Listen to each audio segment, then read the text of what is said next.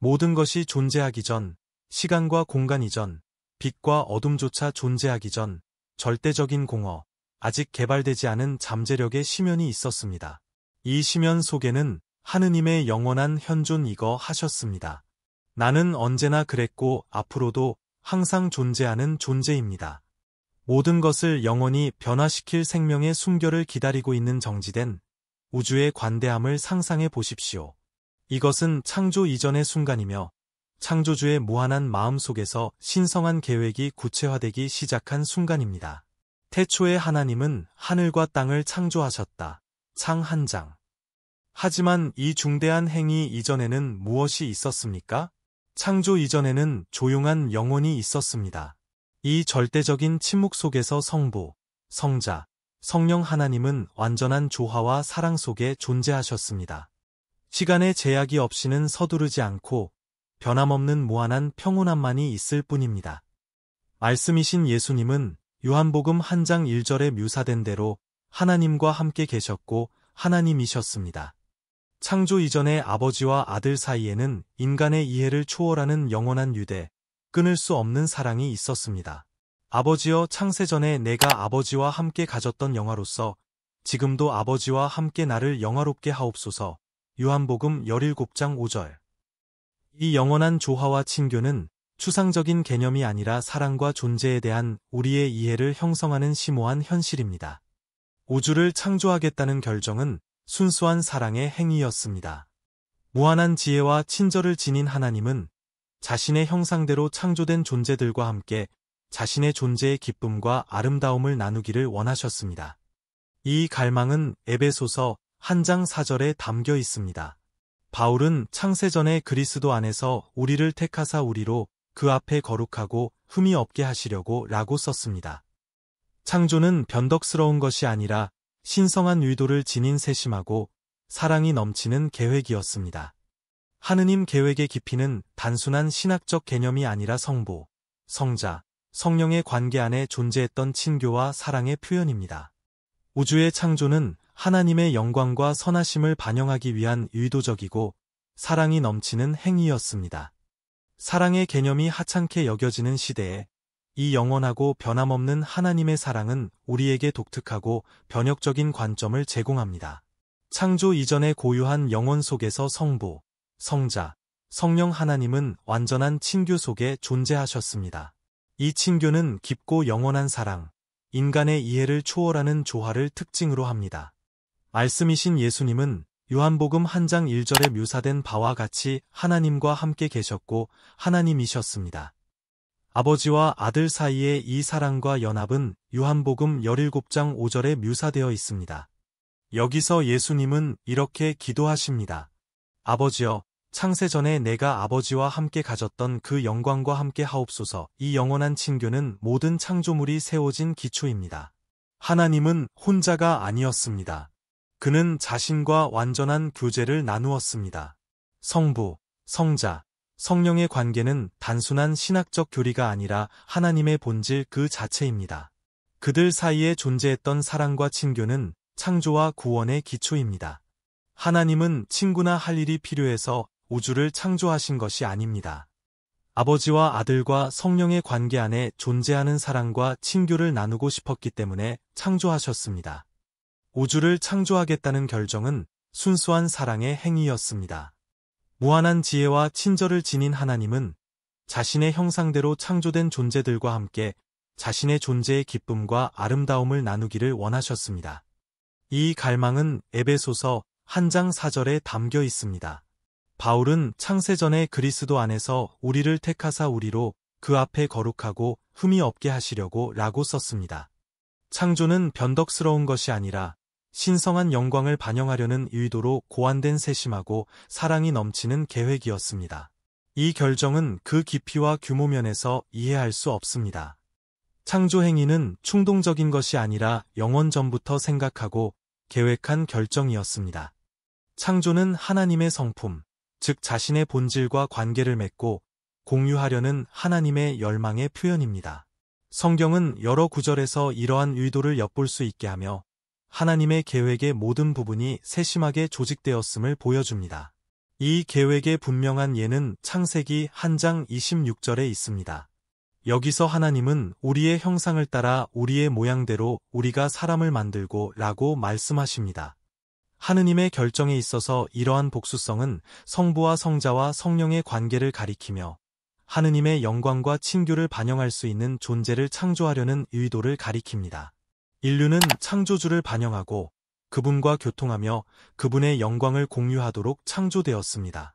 하지만 창작에 대한 결정은 여기서 끝나지 않았습니다. 하나님은 죄와 타락의 가능성을 포함하여 창조의 의미를 알고 계셨습니다. 그럼에도 불구하고 그는 이미 구속과 회복을 염두에 두고 계획을 추진했습니다. 그러므로 우주를 창조하겠다는 결정은 처음부터 희생적인 사랑의 행위였습니다. 요한계시록 13장 8절에서 우리는 창세로부터 죽임을 당하신 어린 양에 대해 읽습니다. 이 구절은 구속이 창조 이전부터 계획되었음을 계시하며 이는 하나님의 사랑과 은혜에 대한 증거입니다. 하나님은 우주를 창조하시기 전부터 인류의 구원을 미리 내다보셨습니다. 구속이 필요하기도 전에 구속이 계획되었기 때문에 이것은 심오한 신비입니다. 기대되는 구원에 대한 이러한 개념은 기독교 신학의 초석입니다. 전지하신 하느님께서는 인류가 죄를 선택하고 결과적으로 그분의 면전에서 분리될 것임을 아셨습니다.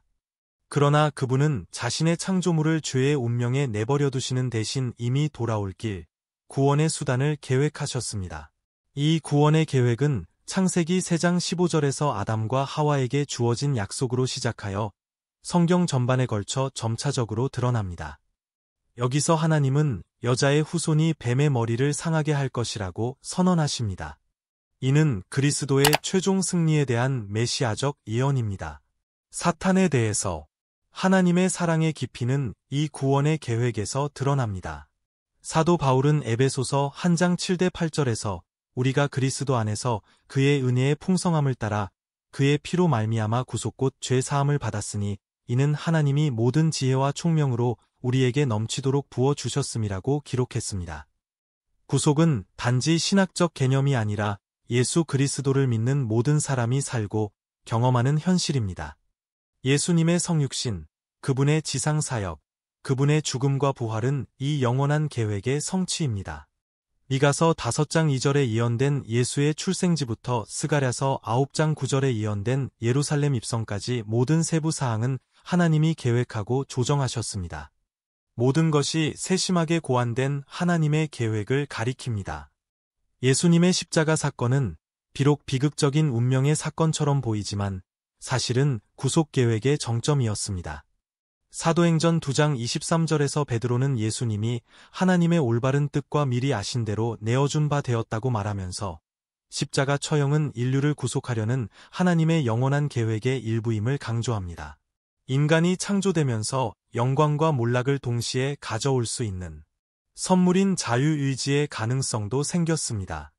하나님은 사랑으로 아담과 하와에게 타락이 실제로 가능하다는 것을 아시고 선택을 하도록 허락하셨습니다.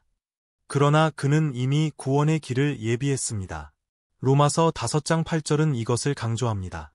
우리가 아직 죄인 되었을 때 그리스도께서 우리를 위하여 죽으심으로 하나님께서 우리에 대한 자기의 사랑을 확증하셨느니라. 우리가 아직 죄인 되었을 때 그리스도께서 우리를 위해 죽으셨으니 인간의 실수가 있기 전에 이미 깨지지 않는 소망이 있었습니다. 창세기 3장의 타락 이야기는 자유의지의 복잡성과 그 결과를 드러냅니다. 하나님의 형상으로 창조된 아담과 하와에게는 선택의 자유가 주어졌습니다. 이러한 자유는 그들이 진심으로 하나님을 사랑하고 순종하는데 꼭 필요한 것이었습니다. 그러나 바로 이 자유가 불순종을 가능하게 했습니다. 뱀의 유혹과 아담과 이브가 금지된 열매를 먹기로 선택한 것은 죄의 시작과 하나님과 인류 사이의 분리를 의미했습니다. 타락은 육체적 죽음뿐 아니라 하나님과의 영적 분리도 가져왔습니다. 창세기 3장 17대 19절에 선포된 저주는 모든 창조물에 영향을 미쳐 세상의 고통과 죽음을 가져왔습니다. 그러나 이 절망의 순간에도 하나님은 구원의 약속을 제시하셨습니다. 창세기 3장 15절에서 하나님은 뱀에게 여자의 후손이 그의 머리를 상하게 할 것이라고 선언하셨는데, 이는 약속된 구속자이신 예수 그리스도를 가리키는 예언입니다. 그리스도의 궁극적인 희생을 가리키는 구약의 동물 희생부터 선지자들의 메시아 예언에 이르기까지 하나님의 구원 계획은 진행되었습니다. 이사야 신세장에서 선지자는 우리의 허물 때문에 상처를 입었고 우리의 죄악 때문에 상함을 입은 메시아의 고통을 놀랍도록 자세하게 묘사합니다. 그가 징계를 받아 우리에게 평화를 안겨주었고 그가 채찍에 맞음으로 우리가 나음을 입었도다. 이사야 신세장 5절. 예수님께서 세상에 오신 것은 이 소망의 성취였습니다. 잃어버린 자를 찾아 구원하시며 하나님과 인간의 관계를 회복하시려고 오셨습니다. 사도 요한은 요한복음 1장 29절에서 예수님은 세상 죄를 지고 가는 하나님의 어린 양이라고 기록했습니다. 예수님의 죽음과 부활은 그를 믿는 모든 사람에게 하나님과 화해할 수 있는 기회를 제공하는 구속 계획의 핵심입니다. 하나님의 영원한 계획에서 정점은 예수 그리스도의 성육신이었습니다. 요한복음 1장 14절은 말씀이 육신이 되어 우리 가운데 거하시매라고 말합니다. 세상의 기초가 놓이기 전에 예정된 이 사건은 신성한 사랑의 최고의 표현이었습니다. 하나님은 잃어버린 모든 것을 구속하고 회복하기 위해 우리 중 한 사람으로서 창조 세계에 들어가기로 선택하셨습니다.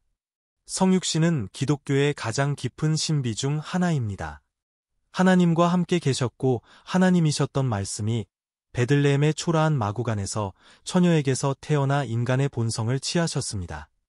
이러한 하나님의 낮추심의 행위는 빌립보서 2장 6대 7절에 묘사되어 있는데 바울은 그리스도께서 하나님의 본체시나 하나님과 동등됨을 취할 것으로 여기지 아니하시고 오히려 자기를 비어 형체를 가져 종은 사람과 같이 만들어졌느니라. 예수님은 행동과 가르침, 기적을 통해 하나님의 성품을 드러내시면서 완전하고 죄 없는 삶을 사셨습니다. 그분은 구약의 메시아 예언을 성취하시며 억압받고 소외된 사람들에게 치유와 해방과 희망을 가져오셨습니다. 잃어버린 자들에 대한 그분의 동정심과 사랑은 누가복음 19장 10절에서 인자에 온 것은 잃어버린 자를 찾아 구원하려 함이니라고 선언하신 구절에서 분명하게 드러납니다. 예수님의 성육신은 또한 동일화의 행위였습니다. 히브리서 4장 15절에 우리에게 있는 대제사장은 우리의 연약함을 동정하지 못하실 이가 아니요 모든 면에서 시험을 받으셨느니라. 그러나 죄는 없느니라. 이러한 신분을 통해 그분은 우리를 위해 하나님 앞에서 중재하실 수 있는 완전한 중보자가 되실 수 있습니다. 성육신의 정점은 예수님의 십자가 죽음이었습니다. 이 희생은 궁극적인 사랑과 구원의 행위였으며 하나님의 영원한 계획의 성취였습니다. 베드로전서 1장 20절에 보면 흠없고 흠없는 어린 양 같은 그리스도의 보배로운 피로 구속함을 받았나니 이는 창세 전부터 알려졌으나 세상 끝에 나타내신 바 되었느니라고 했습니다. 당신의 사랑으로 나이를 먹어라. 예수님의 죽음은 우연이 아니라 영원 전부터 세워진 하나님의 계획의 성취였습니다. 하나님과 인류의 관계는 아브라함에게 주신 약속부터 그리스도 안에 있는 새 언약에 이르기까지 언약으로 특징 지어집니다. 그들 각각은 시간 이전에 확립된 신성한 계획을 가리킵니다. 히브리서 13장 20절에서 우리는 영원한 언약의 피에 대해 읽습니다. 이는 구속과 회복이 항상 하나님의 마음에 있음을 나타냅니다. 이 언약은 인류에 대한 하나님의 영원한 헌신의 증거입니다. 성경에 나오는 언약은 하나님과 그의 백성 사이의 신성한 계약이며 각 계약은 신성한 성품과 목적의 측면을 드러냅니다. 첫 번째 명시적인 언약은 노아와의 언약으로 하나님은 다시는 모든 생명을 홍수로 멸하지 않겠다고 약속하시며 무지개를 이 언약의 표징으로 삼으셨습니다. 창 9장 12대 17절. 이 언약은 하나님의 신실하심과 창조물을 보존하시겠다는 그분의 약속을 확증합니다. 아브라함과의 언약은 구속사에서 매우 중요한 부분이다. 하나님은 아브라함에게 그의 후손을 통해 땅의 모든 족속이 복을 받게 될 것이라고 약속하셨습니다. 창 12, 2대 3. 이 약속은 모든 민족에게 축복과 구원을 가져올 아브라함의 후손인 그리스도의 오심을 예고하는 것입니다. 아브라함에 대한 하나님의 신실하심은 창세기 15장에서 재확인됩니다. 여기서 하나님은 그와 계약을 맺고 그에게 큰 후손과 가나안 땅을 약속하셨습니다. 시내산에서 맺어진 모세 언약은 또 하나의 중요한 이정표입니다. 십계명과 율법으로 표시된 이 언약은 이스라엘 백성이 하나님과 그리고 다른 사람들과의 관계를 인도하기 위해 주어졌습니다. 비록 순종에 기초한 언약이었지만 죄를 최종적으로 처리하려면 완전한 희생이 필요함을 지적하기도 했습니다. 히브리서 10장 1절에 설명된 것처럼 모세 제도의 희생과 의식은 그리스도와 함께 올 현실의 그림자였습니다. 예레미야가 예언하고 예레미야 31장 31에서 34절 예수님께서 세우신 새 언약은 이전의 모든 언약의 성취이다. 누가복음 22장 20절에서 예수님은 최후의 만찬에서 이 잔은 내 피로 세우는 새 언약이니 너희를 위하여 붓는 것이라고 선언하셨습니다. 이 새 계약은 인류의 구원을 위해 단번에 당신의 피를 바치신 그리스도의 희생의 기초를 두고 있습니다. 죄 사함은 하나님과의 개인적이고 친밀한 관계를 약속합니다. 그곳에서 율법은 신자들의 마음에 새겨져 있고 모든 사람이 하나님을 직접 아는 곳입니다. 창조 이전에도 하나님 나라는 이미 계획되어 있었습니다. 예수님은 사역 기간 동안 이 왕국에 대해 자주 말씀하셨고 마태복음 25장 34절에서 내 아버지께 복받을 자들이여 나와 창세로부터 너희를 위하여 예비된 나라를 상속받으라고 말씀하셨습니다. 이 왕국은 하느님 계획의 완성이며 평화와 정의, 하느님과의 영원한 교통의 장소입니다. 하나님 나라는 예수님의 가르침의 중심 주제입니다. 그는 그것을 성령 안에 있는 의와 평강과 희락의 나라로 묘사합니다. 로마서 14장 17절. 이 왕국은 미래의 현실일 뿐만 아니라 그리스도와 성령의 사역을 통해 세상에 적극적으로 현존하는 왕국입니다. 예수님은 때가 찼고 하나님의 나라가 가까웠으니 회개하고 복음을 믿으라. 막 1시 15분 고 선포하시며 사역을 시작하셨습니다. 예수님의 비유는 종종 하나님 나라의 성격과 가치를 보여줍니다. 감추인 보화의 비유와 값진 진주의 비유, 마태복음 13장 44대 46절는 하나님 나라가 헤아릴 수 없이 귀중한 것이며 우리가 평생 동안 추구할 가치가 있는 것임을 보여줍니다. 겨자씨 비유, 마태복음 13장 31대 32절는 왕국이 어떻게 작게 시작되었지만 놀라운 방법으로 성장하는지를 강조합니다. 하나님의 나라는 가치관을 뒤집는 나라이기도 합니다. 마태복음 5장 7절의 산상수훈에서 예수님은 심령이 가난한 자와 온유한 자와 의에 줄이고 목마른 자가 복이 있다는 팔복을 설명하셨습니다. 이 나라는 나중된 자가 먼저 되고 종들이 높아지는 나라입니다. 마태복음 20장 16절. 요한계시록에는 하나님 나라의 완성이 장엄하게 묘사되어 있습니다. 요한계시록 21장 4절에서 요한은 새 하늘과 새 땅과 새 예루살렘이 하나님께로부터 하늘에서 내려오는 것을 봅니다. 이곳은 창조의 최종 목적지, 하나님께서 자기 백성과 함께 거하실 곳, 더 이상 사망이 없고 애통함과 고통과 눈물이 없는 곳입니다. 이 비전은 창조 이전부터 하나님의 계획, 즉 영원한 평화의 왕국과 그분과의 완전한 교통의 성취입니다. 그리스도의 몸인 교회 역시 하나님의 영원한 계획의 일부입니다. 에베소서 3장 10대 11절은 이제 교회로 말미암아 하나님의 각종 지혜를 알게 하였으니 이것이 영원부터 우리 주 그리스도 예수 안에서 이루신 뜻이니라. 교회는 하늘의 목적을 지상에 표현한 것이며 하나님의 영광을 반사하고 그분의 가르침에 따라 살도록 부르심을 받은 공동체입니다. 교회는 단지 인간의 기관이 아니라 그리스도께서 세우신 신성한 공동체이다. 마태복음 16장 18절에서 예수님은 내가 내 교회를 세우리니 음부의 권세가 이기지 못하리라고 선언하셨습니다. 이 약속은 교회의 신성한 본성과 불굴의 사명을 드러냅니다. 그것은 예수를 살아계신 하나님의 아들 그리스도로 믿는 신앙 고백 위에 세워진 것입니다. 교회는 신약 성경 전반에 걸쳐 다양한 은유로 묘사됩니다. 그것은 그리스도의 몸입니다. 고린도전서 12장 27절. 각 지체는 독특하고 필수적인 역할을 가지고 있습니다. 그녀는 그리스도의 신부, 에베소서 5장 25에서 27절이며 그분의 사랑을 받고 정결케 된 성령의 전, 고전 3장 16에서 이며 하나님이 거하시는 거룩한 처소이다. 교회의 비밀은 모든 민족과 인종과 나라를 포함한다는 것입니다. 바울은 에베소서 2장 14대 16절에서 그리스도께서 유대인과 이방인 사이에 막힌 담을 허시고 자기 안에서 이 둘로 한세 사람을 지어 화평하게 하셨다고 기록했습니다. 다양성 속의 통일성은 하나님의 지혜와 목적에 대한 강력한 증거입니다. 교회는 하나님의 구속 계획에 대한 살아있는 간증이며 교제와 상호 사랑을 통해 그분의 영광을 반영합니다. 교회의 사명은 두 가지입니다. 하나님을 예배하는 것과 세상의 복음을 선포하는 것입니다. 마태복음 28장 19에서 20절에서 예수님은 지상명령을 주십니다.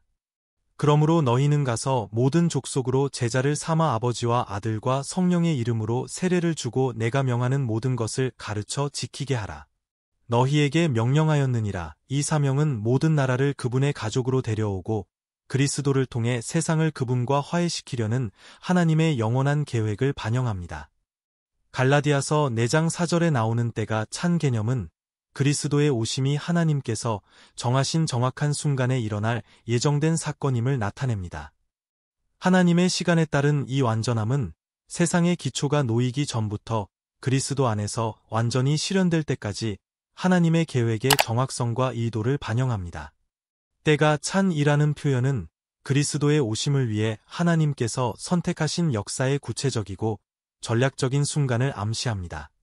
이 개념은 예수의 탄생뿐 아니라 그의 삶과 죽음, 부활, 성령의 강림까지 포함한다. 각 사건은 신성한 목적을 성취하기 위해 신중하게 계획되고 실행되었습니다. 역사적으로 예수님이 탄생하신 시기는 로마 제국의 상대적 평화와 안정의 시대인 팍스 로마나 펙스 로마너 시대로 복음 전파가 촉진되었습니다. 로마의 도로는 빠르고 안전한 여행을 가능하게 했고 공용 그리스어는 서로 다른 민족 간의 의사소통을 가능하게 했습니다. 이러한 환경은 그리스도의 메시지가 빠르게 전파될 수 있는 길을 마련해 주었습니다. 영적으로 유대인들 사이에는 메시아에 대한 기대가 있었습니다. 많은 사람들은 선지자들이 약속한 대로 메시아의 도래를 기다리고 있었습니다. 이러한 기대는 이스라엘의 구원을 기다렸던 시므온과 안나와 같은 인물들에게 반영됩니다. 누가복음 2장 25대 38절.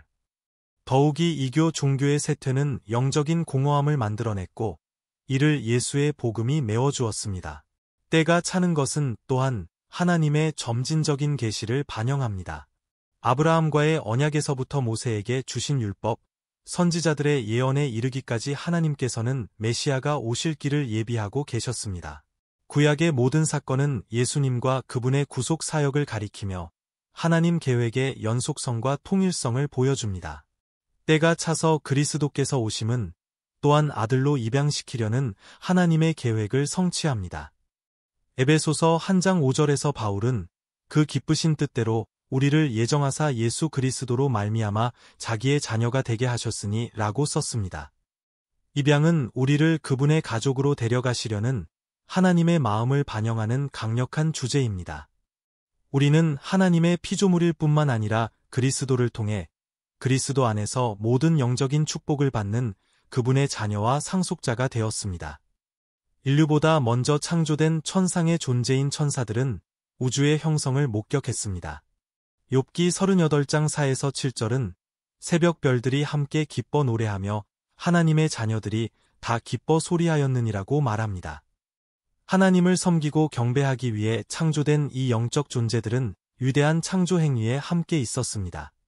창조의 첫 순간은 창조주의 장엄한 업적을 기념합니다. 성경에서는 천사를 하나님의 사자, 즉 하나님의 계획을 성취하는 데 있어 하나님의 대리인으로 봉사하는 강력하고 영광스러운 존재로 묘사합니다. 히브리서 1장 14절을 보면 섬기는 영으로서 구원 얻을 후사들을 위하여 섬기라고 보내심을 받았느니라. 창조 전과 창조 중에 그들의 존재와 활동은 하나님 계획의 조직과 질서를 반영합니다. 천사의 창조는 하나님의 우주의 다양성과 복잡성에 대한 증거입니다. 그들은 힘과 기능이 다양하며 일부는 예수의 탄생을 알린 가브리엘, 누가복음 1장 26에서 38절, 악의 세력과 싸우는 천사장 미가엘, 요한계시록 12장 7에서 9절, 과 같은 특정 역할을 수행합니다. 그들은 또한 스랍들과 그룹들이 높은 지위를 차지하고 하나님 앞에서 지속적으로 하나님을 경배하는 계층 구조를 가지고 있습니다. 이사야 6장 2대 3절, 에스겔 10장 1대 22절. 세상 창조에 대한 천사들의 반응은 하나님의 영광에 대한 천사들의 이해의 표현입니다. 그들은 하나님의 말씀의 명령으로 우주가 갑자기 나타나는 것을 보고 기쁨의 노래로 화답했습니다. 이 장면은 욥기 38장의 시적으로 표현되어 있는데 거기서 하나님은 욥에게 내가 땅에 기초를 놓을 때에 내가 어디 있었느냐 내가 깨달음이 있거든 내게 말하라 그때에 새벽별들이 즐거이 노래하며 모든 것이 하나님의 자녀들이 기뻐하였느냐. 욥기 38장 4대 7절. 높임을 받은 그룹 루시퍼는 교만함으로 인해 하나님의 자리를 찬탈하려 하다가 하늘에서 쫓겨났습니다. 이사야 14장 12에서 15절, 에스겔 28장 12에서 17절. 인간이 창조되기 전에 일어난 이 사건은 하나님의 계획의 악과 반대를 가져왔습니다. 지금은 사탄인 루시퍼와 그의 타락한 추종자들은 신성한 목적의 적이 되었지만 그들의 반역은 예견되었고 하나님의 더 큰 계획 안에 포함되었습니다. 충실한 천사들은 하느님의 계획을 성취하는데 계속 중요한 역할을 하고 있습니다. 그들은 천사 가브리엘이 그에게 이해와 도움을 가져다 준 다니엘의 이야기에서 입증된 것처럼 신자들을 보호하고 인도하기 위해 파견되었습니다. 다니엘 9장 21대 22절. 그들은 또한 천사들이 심판의 도구인 요한계시록에 묘사된 것처럼 역사의 마지막 사건에도 연루될 것입니다. 계 8장 6대 12절. 우주의 창조는 단지 존재하기 위한 것이 아니라 하나님께 영광을 돌리기 위한 것이었습니다. 시편 19편 1절은 이렇게 선언합니다. 하늘이 하나님의 영광을 선포하고 궁창이 그 손으로 하신 일을 나타내는도다. 모든 별, 행성, 은하계는 하나님의 위대하심과 능력에 대한 증거이며 그분의 무한한 영광을 반영합니다. 창조의 목적은 본질적으로 모든 것을 창조하시고 유지하시는 하나님의 성품과 연결되어 있습니다. 우주의 광대함부터 지구상 생명체의 복잡성까지 창조의 모든 측면은 하나님의 지혜, 능력, 아름다움을 반영하는 역할을 합니다. 성경은 창조물을 하나님의 영광의 표현으로 찬양하는 구절들로 가득 차 있습니다. 시편 104편에서 시편 기자는 하나님께서 유지하시는 생명의 다양성과 상호이존성을 찬양하면서 창조를 시적으로 묘사합니다. 시편 104절 24. 더욱이 창조에는 구원의 목적도 있습니다. 로마서 8장 19에서 21절은 피조물이 하나님의 아들들이 나타나기를 고대하고 있음을 말하고 있습니다. 피조물이 무익하게 된 것은 자기 뜻이 아니요 오직 굴복해 하시는 이로 말미암음이니 이는 피조물도 무익하게 굴러가는 것이라. 하나님 자녀들의 영광의 자유를 위하여 부패의 종노릇을 하였느니라. 이 발췌문은 창조가 하나님의 구속 계획에 포함되어 있으며 구속된 인류와 함께 최종 회복을 기다리고 있음을 시사합니다. 창조와 예배의 상호 연관성은 분명합니다. 많은 시편과 성경의 노래는 모든 피조물이 주님을 찬양하도록 초대합니다.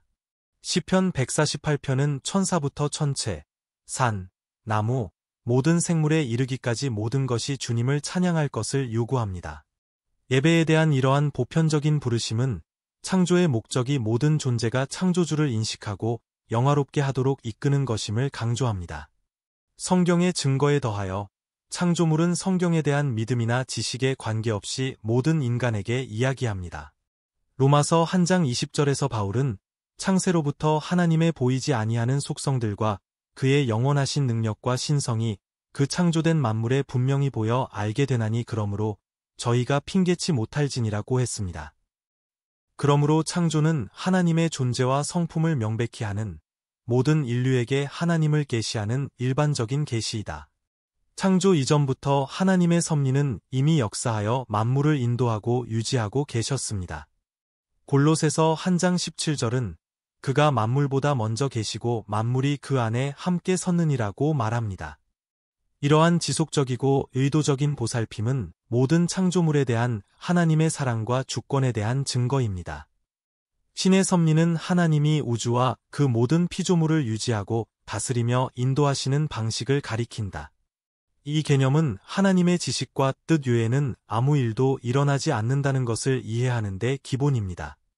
마태복음 10장 29대 31절에서 예수님께서는 참새 한 마리라도 아버지의 허락 없이는 땅에 떨어지지 아니하며 우리 머리털까지 다 세신 바 되었다고 가르치셨습니다. 하나님의 보살핌에 대한 이러한 세부적인 수준은 창조물에 대한 그분의 관심과 친밀한 참여를 보여줍니다. 하나님의 섭리는 그분이 그분의 목적을 성취하기 위해 사건들을 어떻게 인도하시는지를 보여주는 여러 성경 이야기에서 볼 수 있습니다. 예를 들어 요셉의 이야기는 하나님의 섭리에 대한 분명한 증거입니다. 형들에 의해 노예로 팔린 요셉은 결국 이집트의 두 번째 지도자가 되었습니다. 창세기에는 많은 사람을 살리려고. 또 다른 예는 에스더의 이야기입니다. 비록 책에 하느님의 이름이 명시적으로 언급되어 있지는 않지만 그분의 섭리는 모든 세부점에서 분명합니다. 어린 유대인 소녀 에스더는 페르시아의 여왕이 되었고 겉으로는 우연처럼 보이는 일련의 사건들을 통해 그녀의 백성을 멸망해서 구할 수 있는 위치에 있게 되었습니다. 그의 사촌인 모르드게는 다음과 같이 말하면서 하느님의 섭리를 인정합니다. 내가 이 나라에 들어온 것이 이때를 위함인지 누가 알겠느냐? 에스더 4장 14절. 하나님의 섭리는 신자들의 일상생활에서도 나타난다. 로마서 8장 28절에서 바울은 우리가 알거니와 하나님을 사랑하는 자 곧 그 뜻대로 부르심을 입은 자들에게는 모든 것이 합력하여 선을 이루느니라고 말했습니다. 이 구절은 상황에 관계없이 하나님은 그분을 사랑하는 사람들의 유익을 위해 일하신다는 위안을 주는 약속을 제시합니다. 하나님은 그분의 완전한 계획에 따라 각 사건을 인도하시며 그분의 자녀들의 유익을 위해 일하고 계십니다. 하나님의 지혜는 우주의 복잡함과 아름다움 속에서 드러납니다. 잠언 8장 22대 31절은 창조물 속에 현존하는 지혜를 의인화하고 세세한 것까지 기뻐합니다. 이 영원한 지혜는 존재의 모든 측면을 조심스럽게 엮어주는 신성한 마음의 표현입니다. 잠언 8장은 태초부터 하나님과 함께 있던 실체로서의 지혜에 대한 시적인 견해를 제시합니다. 27대 30절에서 우리는 읽습니다. 그가 하늘을 지으시고 깊음 위에 원을 그리실 때에 내가 거기 있었고 그때에 내가 그와 함께 있어 그를 건축하였느니라. 이러한 지혜의 의인화는 창조된 모든 것이 신성한 질서와 목적으로 물들어 있음을 강조합니다. 광대한 은하계부터 작은 세포 구조까지 우주의 복잡성은 하나님의 지혜를 반영합니다. 현대 과학은 생명의 복잡한 공학을 계속 밝혀내며 우연을 거부하는 설계를 드러냅니다. DNA의 구조, 인간 두뇌의 복잡성, 물리적 법칙의 정확성 모두는 창조의 모든 세부 사항을 조직한 최고의 지능을 가리킵니다. 하나님의 지혜는 물질 세계뿐만 아니라 구속사에도 뚜렷이 나타납니다. 예수 그리스도를 통해 인류를 구원하려는 하나님의 계획은 그분의 무한한 지혜를 보여주는 것입니다. 바울은 고린도전서 1장 24절에서 그리스도는 하나님의 능력이요 하나님의 지혜라고 썼습니다. 어떤 사람들에게는 미친 것처럼 보일 수도 있는 복음은 실제로 인간의 마음으로는 상상할 수 없는 방식으로 정의와 자비를 조화시키는 신성한 지혜의 가장 심오한 표현입니다. 더욱이 하나님의 지혜는 신자들이 접근할 수 있는 자원입니다. 야고보서 1장 5절은 이렇게 격려합니다. 너희 중에 누구든지 지혜가 부족하거든 모든 사람에게 후히 주시고 꾸짖지 아니하시는 하나님께 구하라 그리하면 주시리라. 신성한 지혜를 구하라는 이 초대는 하나님께서 그분의 지혜를 우리와 공유하고 일상생활과 결정에서 우리를 인도하기를 원하신다는 것을 강조합니다. 하나님의 계획은 하늘과 땅이 새로워지는 새 창조에서 정점에 이릅니다. 요한계시록 21장 1대 2절은 이 환상을 이렇게 묘사합니다. 또 내가 새 하늘과 새 땅과 거룩한 성새 예루살렘을 보니 이 최종 목적지는 하나님의 영원한 목적이 완전히 실현되는 곳이며 그곳에서 구속받은 모든 사람은 그분과 완전한 교통을 누리며 살게 될 것입니다. 미래의 영광은 성경 전체를 관통하는 주제로 믿는 이들에게 희망과 전망을 제시합니다. 새 창조는 형언할 수 없는 아름다움과 평화가 있는 곳, 하나님의 임재가 빛과 생명이 될 곳으로 묘사됩니다. 요한계시록 21장 3대 4절은 이렇게 말합니다. 보라 하나님의 장막이 사람들과 함께 있음에 하나님이 그들과 함께 거하시리니 그들은 하나님의 백성이 되고 하나님도 친히 그들과 함께 계셔서 그들의 하나님이 되시리라. 하나님이 그들을 내 눈의 모든 눈물에서 정결케 하시리니 다시는 사망이 없고 애통하는 것이나 곡하는 것이나 아픈 것이 다시 있지 아니하리니 이전 것들이 다 지나갔음이러라. 이 영광스러운 미래는 죄로 인해 하나님과의 교통이 중단된 에덴 동산에서부터 교통이 회복되고 영원히 완전해질새 예루살렘에 이르기까지 하나님의 모든 약속의 성취입니다. 이사야 65장 17절도 이 새로운 창조를 예상하고 있습니다. 보라 내가 새 하늘과 새 땅을 창조하나니 이전 것은 기억되거나 기억되지 아니할 것이라. 미래의 영광에 대한 희망은 현재의 삶에도 실제적인 의미를 갖습니다. 바울은 로마서 8장 18절에서 이렇게 썼습니다. 생각건대 현재의 고난은 장차 우리에게 나타날 영광과 좋게 비교할 수 없도다. 이 희망은 삶의 어려움과 고통을 인내할 수 있는 위안과 힘을 제공합니다.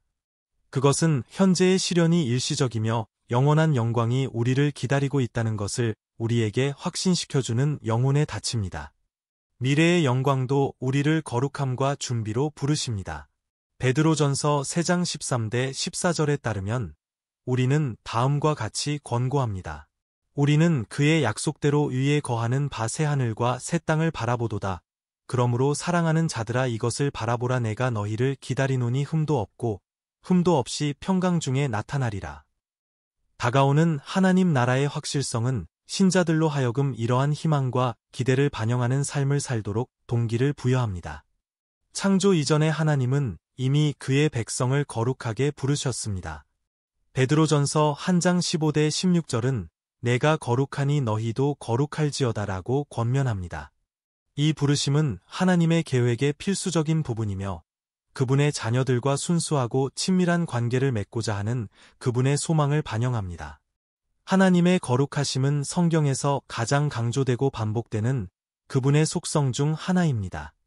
이사야 6장 3절에서 스랍들은 거룩하다 거룩하다 거룩하다 만군의 여호와여 그 영광이 온 땅에 충만하도다라고 외쳤습니다.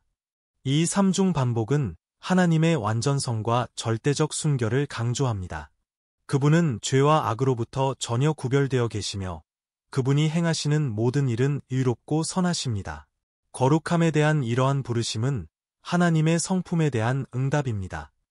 그분의 자녀로서 우리는 삶에서 그분의 성품을 나타내도록 부르심을 받았습니다.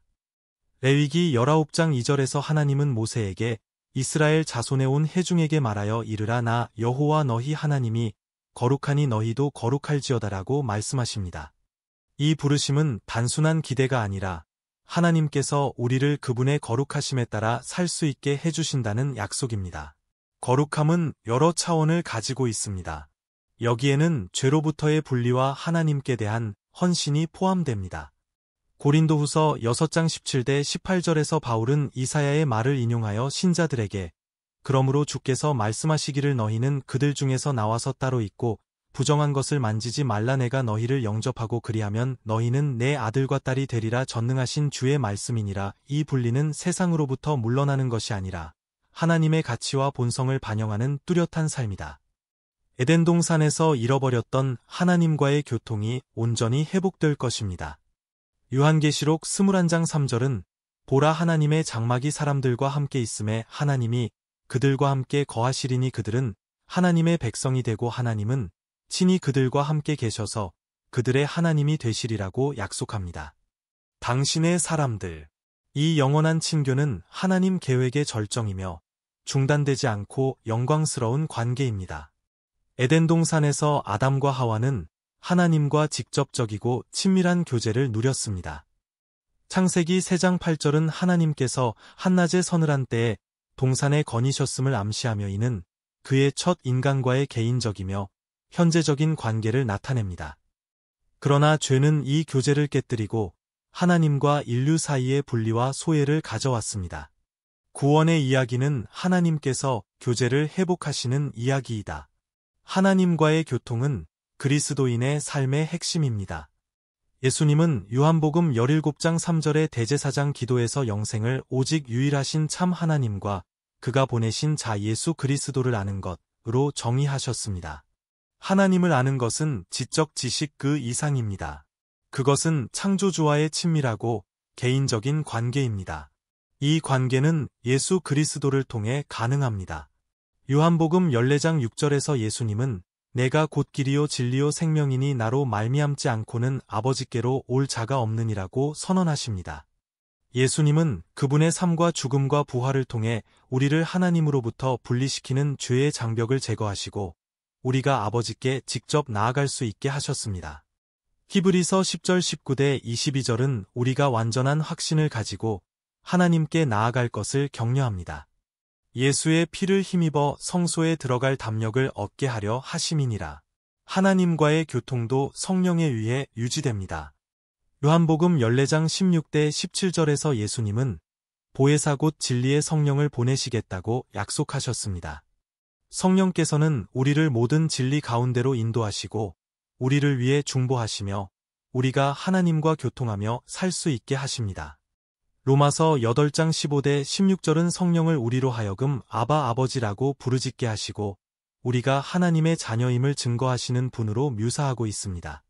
하나님과의 교통은 현재의 현실이자 미래의 약속입니다. 현재 우리는 믿음과 성령의 임재를 통해 부분적으로 이 친교를 경험합니다. 그러나 우리가 하나님과 대면하여 뵙게 될 새 창조에서는 완전한 친교가 실현될 것입니다. 고린도전서 13장 12절은 우리가 지금은 유리로 보는 것 같이 어둡게 보나 그때에는 얼굴과 얼굴을 대하여 보나니 지금은 내가 부분적으로 아나 그때에는 나를 아는 것 같이 내가 알리라고 말씀합니다. 이 영원한 친교는 하나님 계획의 절정입니다. 그곳은 모든 눈물이 닦아지는 곳이며 더 이상 사망이 없고 곡하는 것, 고통이 없는 곳입니다. 요한계시록 22장 4대 5절은 마지막 환상을 묘사합니다. 그의 얼굴을 볼 터이요 그의 이름도 그들의 이마에 있으리라. 거기에는 다시 밤이 없겠고 등불과 햇빛이 쓸데없으니 이는 빛이 쓸데없음이라. 주 하나님이 빛이시리니 저희가 세세토록 왕노릇하리로다. 이것이 모든 신자의 최고의 소망입니다. 영광스러운 새 창조 안에서 하나님과의 교제가 완전히 회복되는 것입니다. 창조 이전부터 악에 대한 하나님의 승리는 보장되어 있었습니다. 고린도전서 15장 24대 25절은 그가 모든 통치와 모든 권세와 능력을 멸하시고 나라를 아버지 하나님께 바치리라고 선언합니다. 최종 승리에 대한 이러한 확신은 신자들의 믿음과 소망을 위한 닻입니다. 세상에 악이 존재한다는 것은 고통스러운 현실입니다. 그러나 성경은 하나님께서 통제하고 계시며 최종 승리가 이미 이루어졌음을 우리에게 확신시켜 줍니다. 구원의 이야기는 대부분 악과 죄를 다루시는 하나님의 이야기이다. 루시퍼가 타락하고 죄가 세상에 들어온 이후 하나님은 악을 물리치고 정의와 평화를 회복하기 위해 일해 오셨습니다. 악에 대한 승리는 예수 그리스도의 죽음과 부활로 보장되었습니다. 골로새서 2장 15절에서 바울은 그리스도께서 정사와 권세를 벗어버려 공개적으로 드러내시고 십자가로 승리하셨느니라고 기록합니다. 패배처럼 보였던 십자가는 사실은 악에 대한 하나님의 가장 큰 승리였습니다. 예수님은 악의 세력을 무장해제시켜 죄의 대가를 치르시고 사망의 권세를 깨뜨리셨습니다. 예수님의 부활은 그분의 승리의 결정적인 증거입니다. 고린도전서 15장 54대 57절에서 바울은 이 승리를 축하합니다. 이 썩을 것이 썩지 아니함을 입고 이 죽을 것이 죽지 아니함을 입으면 기록된 말씀이 삼키워진다는 말씀이 응하리라 하니 이는 사망이니라. 사망아 너의 쏘는 것이 어디 있느냐 무덤아 너의 승리가 어디 있느냐. 부활은 악과 사망의 세력이 무너지고 믿는 모든 자에게 영생이 주어지는 것을 보장합니다. 더욱이 성경은 마지막 때의 악에 대한 최종적이고 완전한 승리를 약속합니다. 요한계시록 20장에서 우리는 마지막 심판에 관해 읽습니다. 그 심판은 사탄과 그의 추종자들이 불과 사망의 호수에 던져지고 음부는 멸망될 것입니다. 이 최후의 심판은 악에 대한 하나님의 승리의 완성이다. 이 심판 후에는 더 이상 죄도, 고통도, 사망도 없는 새 창조가 시작될 것입니다. 예수님은 창조 이전에 준비된 명확하고 신성한 사명을 가지고 세상에 오셨습니다. 누가복음 19장 10절은 이를 요약합니다. 인자가 온 것은 잃어버린 자를 찾아 구원하려 함이니라. 이 구원의 사명은 하느님 계획의 핵심이며 그분의 희생적인 사랑의 정점입니다. 예수님의 사명은 그분의 사역 초기부터 계시되었습니다. 예수님께서 나사렛 해당에 처음 방문하셨을 때 이사야서 61장 1대 2절을 읽으시면서 주의 성령이 내게 임하셨으니 이는 가난한 자에게 복음을 전하게 하시려고 내게 기름을 부으시고 나를 보내사 마음이 상한 자를 고치며 포로된 자에게 자유를, 눈먼 자에게 다시 보게 함을 전파하며 눌린 자를 자유롭게 하고 주의 은혜의 해를 전파하게 하려 하심이니라. 룩내시 18분-19. 이 발표는 좋은 소식, 치유, 구원, 회복을 가져오는 예수님의 사명의 범위를 정의합니다. 예수님의 생애는 이 사명을 완수하는 데 바쳐졌습니다. 그는 하나님의 왕국에 대해 가르치고 하나님의 능력과 동정심을 나타내는 기적을 행했으며 법과 정의에 대한 새로운 이해를 제시했습니다. 그들의 행동은 소외된 사람들, 죄인들, 소외된 사람들에게 다가가는 하나님의 사랑과 은혜를 반영합니다. 누가복음 15장 3대 7절에 나오는 잃어버린 양의 비유는 잃어버린 자를 찾아 구원하시는 그분의 헌신을 보여줍니다. 예수님의 사명의 정점은 그분의 죽음과 부활이었습니다. 요한복음 10장 11절에서 예수님은 나는 선한 목자라 선한 목자는 양들을 위하여 목숨을 버리느니라고 선언하십니다. 이 자발적인 희생은 죄의 대가를 치르고 인류를 하나님과 화해시키는 궁극적인 사랑과 구원의 행위였습니다. 요한복음 19장 30절에서 예수님이 십자가 위에서 마지막 말씀하신 다 이루었다는 것은 그분이 보냄을 받은 사명을 완전히 완수하셨음을 나타냅니다. 예수님의 부활은 그분의 승리를 확증하는 것이며 믿는 모든 사람에게 영생을 보장하는 것입니다. 고린도전서 15장 3대 4절에서 바울은 성경대로 그리스도께서 우리 죄를 위하여 죽으시고 장사 지낸 바 되셨다가 성경대로 사흘 만에 살아나셨다고 말합니다. 부활은 예수님의 사명을 입증할 뿐만 아니라 그리스도 안에 있는 새 창조와 새 생명을 안내합니다. 예수님의 사명은 그리스도의 몸인 교회를 통해 계속됩니다. 요한복음 20장 21절에서 예수님은 제자들에게 아버지께서 나를 보내신 것 같이 나도 너희를 보내노라고 말씀하십니다. 이 명령은 마태복음 28장 19대 20절에서 확대됩니다. 여기서 예수께서는 추종자들에게 모든 족속으로 제자를 삼고 그들에게 세례를 주고 그분이 명령한 모든 것을 지키도록 가르치라고 명령하십니다. 그는 다음과 같이 명령했습니다. 교회의 사명은 세상 모든 곳에 복음을 전하는 예수님의 사명의 확장입니다. 전체 신성한 계획의 가장 큰 마지막은 모든 것에서 하나님을 영화롭게 하는 것입니다. 고린도전서 15장 28절은 이는 하나님이 만유의 모든 것이 되려 하심이라고 선포합니다. 이것이 창조와 구원의 전체 역사의 정점이요 최고의 목표이며 영원토록 나타나시고 인정되는 하나님의 영원한 영광입니다. 마지막 때는 요한계시록에 자세히 묘사되어 있는데 여기서 우리는 하나님이 악에 대해 최종적으로 승리하시는 것과 산 자와 죽은 자를 심판하시는 것과 새 창조가 시작되는 것을 봅니다. 요한계시록 21장 1대 2절은 새 하늘과 새 땅에 대하여 말하고 있는데 그곳에서는 신부가 남편을 위하여 단장한 것 같이 예비한 새 예루살렘이 하늘에서 내려온다. 이것이 하나님의 계획이 온전히 성취되는 시나리오이다. 이 새 창조에서 하나님의 임재는 그분의 백성과 완전하고 직접적인 방식으로 함께 하실 것입니다. 요한계시록 21장 3대 4절은 이렇게 설명합니다. 보라 하나님의 장막이 사람들과 함께 있음에 하나님이 그들과 함께 거하시리니 그들은 하나님의 백성이 되고 하나님은 친히 그들과 함께 계셔서 그들의 하나님이 되시리라. 모든 것이 그 눈에서 없어지니 다시는 사망이 없고 애통하는 것이나 곡하는 것이나 아픈 것이 다시 있지 아니하리니 이전 것들이 다 지나갔음이러라. 이 완전하고 영원한 친교는 모든 것이 회복되고 새롭게 되는 구속의 절정입니다. 새 예루살렘은 말로 표현할 수 없을 만큼 아름답고 순결한 도시로 묘사됩니다.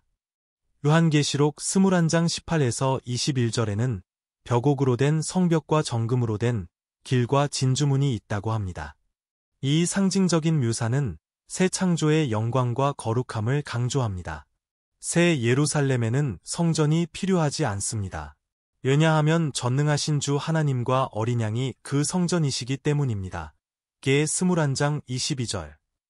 하나님의 임재가 나타남의 해나 달이 쓸데없으니 이는 하나님의 영광이 비치고 어린 양이 그 등불이 되심이라. 게 21장 절 23. 새 창조는 완전한 정의와 영원한 평화가 있는 곳이 될 것입니다. 이사야 65장 25절은 조화로운 환경을 묘사합니다. 이리와 어린 양이 함께 먹을 것이며 사자가 소처럼 짚을 먹을 것이며 뱀은 흙으로 식물을 삼을 것이니 나의 거룩한 산 모든 곳에서는 해함도 없고 해함도 없으리라. 주님이 말씀하셨습니다. 평화와 정의에 대한 이러한 비전은 홀 모든 창조물이 조화롭고 충만하게 살아가는 하나님의 나라. 모든 것에서 하나님을 영화롭게 하는 것이 하나님의 계획의 궁극적인 목적입니다. 로마서 11장에서 9절 36절에서 바울은 만물이 그에게서 나고 그로 말미암아 그에게 있느니라 그러므로 영광이 영원히 그에게 있도다 아멘 이라고 기뻐합니다. 이 송영은 모든 창조와 구원의 궁극적인 목적, 즉 하나님을 영화롭게 하는 것을 요약합니다. 새 창조의 모든 측면, 구원받은 모든 존재, 모든 예배 행위는 모두 하나님의 영원한 영광에 기여할 것입니다. 이 위대한 결말은 신자들의 최고의 희망이다. 모든 고통, 모든 불의가 하나님의 영원한 영광으로 극복될 것이라는 확신입니다. 고린도후서 4장 9절 17-18 바울 그가 썼다.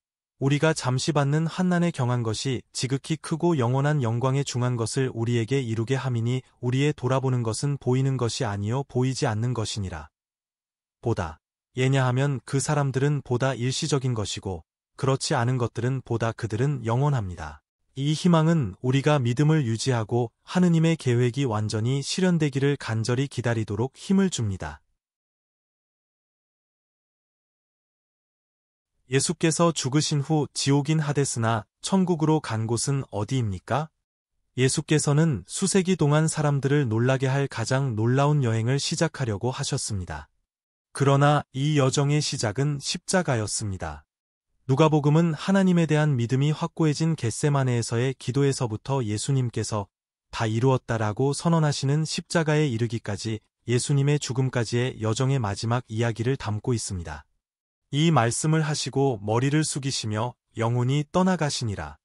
그분의 움직이지 않는 몸은 옮겨져 근처 무덤에 묻히기 전에 마침내 옮겨질 때까지 십자가에 남아 있었습니다. 반면에 그의 정신은 다른 곳에 있었습니다. 어디로 갔나요? 그의 영혼은 지옥에 갔습니까? 아니면 천국에 갔습니까? 예수의 행방, 더 구체적으로는 그분의 죽음과 부활 사이의 3일 동안 그분의 영의 위치에 대해 약간의 논란이 있습니다. 자주 언급되는 또 다른 발췌문은 베드로전서 3장 18-21절입니다. 이 구절은 신약 성서에서 가장 수수께끼적이고 매혹적인 본문 중 하나를 구성합니다.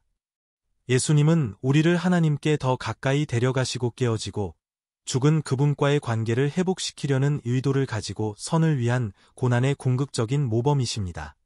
의로우신 그분께서는 불의한 우리 모두를 위해 고난을 참으셨습니다. 이 모든 것의 목적은 우리를 하나님께로 데려가는 것이었습니다. 참으로 그리스도께서는 단번에 죄를 위하여 죽으사 의인으로서 불의한 자를 대신하시고 무죄한 자로서 죄인을 대신하셨으니 이는 우리를 하나님 앞으로 인도하려 하심이니라. 육체로는 죽임을 당하시고 영으로 살리심을 받으셨으니 또한 그로 말미암아 전에 순종치 아니하던 영들에게 갇힌 영들에게 가서 전파하시되 노아의 때 방주를 지으실 동안 하나님이 오래 참으실 동안 기다리셨느니라. 물로 인해 구원받은 사람은 거의 없습니다. 즉 노아 가족 8명. 이는 홍수로 말미암는 구원에 해당하니 세례는 이제 너희를 구원하는 것이니 몸의 더러운 것을 제하여 버림이 아니요 오직 하나님께 호소하여 예수 그리스도의 부활하심으로 너희 믿음의 양심을 확증하는 것이라. 우리는 예수님께서 육체로는 죽으셨으나 영으로 살아나셨으나 성령께서 그분을 신성한 고난을 통해 죽은 자 가운데서 살리실 수 있었다는 것을 읽습니다. 예수님은 감옥에 있는 영들에게 전파하셨습니다. 우리는 그가 또한 그를 통하여 전에 순종치 아니하던 영들에게 가셔서 전파하셨다는 것을 읽습니다. 예수님은 성령의 도우심을 받아 옥에 있는 영들에게 전파하셨습니다. 이 일은 예수께서 죽으신 후 곧 죽은 자 가운데서 살아나시기 전에 이루어진 것으로 보입니다. 예수님은 실제로 하데스에 있는 영들에게 설교하셨습니다. 그렇습니다. 그렇습니다. 하데스는 죽은 자의 영역으로 간주되며 예수께서는 그의 메시지를 전달하기 위해 그곳에 가셨을 것입니다. 생각만 해도 꽤 흥미롭지 않나요? 그는 감옥에 있는 영들에게 설교했습니다. 이 세상에서 궁극적인 권위와 능력을 갖고 있는 사람이 누구인지 궁금해 본 적이 있습니까? 당신의 대답이 무엇이든 성경에는 이 질문에 대한 명확한 답이 있습니다. 지하, 땅속 깊은 곳에 있는 자들이라도 예수님을 그들의 최고의 주로 인정해야 한다고 말합니다. 이는 예수님께서 만물을 다스리시는 최고의 능력과 권위를 우리에게 상기시켜주는 강력한 진술입니다. 그것은 겸손한 생각이지만 우리에게 모든 것을 통제하시는 사랑 많고 강력한 주인이 있다는 사실을 알면서 우리에게 희망과 위안을 줍니다. 빌립보서 2장 10절에 하늘에 있는 자들과 땅에 있는 자들과 땅 아래에 있는 자들에게 무릎을 예수의 이름에 꿇게 하려 하심이라고 했습니다. 예수 그리스도의 비교할 수 없는 우월성을 인식하면서 창조 전체를 묵상하십시오. 우리는 땅 밑에 있는 사람들에 관해 읽습니다. 눈을 감고 땅속 깊은 곳에 안식하고 있는 죽은 자들이 그리스도의 강력한 능력으로 다시 살아날 수 있는 세상을 상상해 보십시오. 마치 매혹적인 로맨스 소설의 한 장면 같죠? 모든 무릎이 꿇고 모든 혀가 자백하리라. 혀가 고백하고 무릎을 꿇는 조합은 이 사상이 말과 행동 모두에서 예수님께 완전히 복종한다는 증거이며 모든 사람에게 요구되는 것입니다. 다양한 배경의 사람들이 함께 모여 혀로 고백하고 무릎을 꿇고 예수님께 완전히 복종하는 장면을 상상해 보십시오. 그것은 강력한 이미지이며 깊은 연결, 통일된 믿음, 흔들리지 않는 믿음을 말합니다. 우리 모두는 말뿐 아니라 행동으로도 우리 자신을 온전히 그분께 내어드리라는 부르심을 받았습니다. 예수님께 완전히 항복한다는 이 생각은 겸손해지고 힘을 얻게 되며 우리 모두가 더 의미 있는 삶을 살도록 영감을 줄 수 있습니다. 예수의 신성에 대한 이러한 인식이 전체적으로 이루어지기 때문에 많은 사람들은 이것이 천국과 지옥의 모든 피조물이 강제로 무릎을 꿇고 예수 그리스도가 주이심을 선포할 최후의 심판 후에 이 일이 공식적으로 일어날 것이라고 상상합니다. 이곳의 영들, 감옥에 있는 영들의 정체가 명확히 밝혀졌습니다. 그들은 누구였어? 그들은 노아 시대에 불순종하던 자들이었습니다. 해석이 다르지만 베드로전서는 대부분 이해하기 쉽지만 문제가 있습니다. 이 구절들은 적어도 314가지의 다른 해석을 가지고 있습니다.